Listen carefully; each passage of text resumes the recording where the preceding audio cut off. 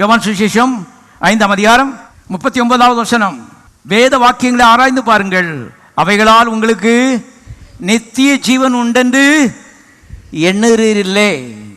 என்னை பற்றி சாட்சி கொடுக்கிறவைகளும் அவைகளே. கவனிய ஏசுநாதர் பேசுகிறாருங்க. வேத வாக்கியங்களை ஆராய்ந்து பாருங்க.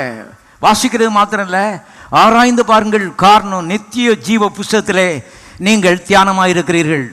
உங்களுடைய மனதிலே நித்திய ஜீவ புஸ்தகத்தின் எண்ணங்கள் அங்கே அதை நிறைக்க ஆரம்பிக்கிறது.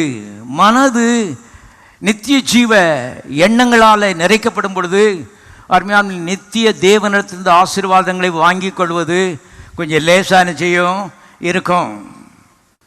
ஆசீர்வாதத்துக்கு வழியை பாருங்கள். ஆசீர்வாதத்துக்கு வழி கண்ணீரை கொட்டுறதில்லை, பிரச்சனையை கொண்டு கத்திரத்தில் கொட்டுறதில்லை. பிரச்சனையை கத்திரத்து கொட்டினா கத்த சொல்கிறாரு, ஓல்டான், நிறுத்தி என் தலையில் கொண்டு கொட்டாத.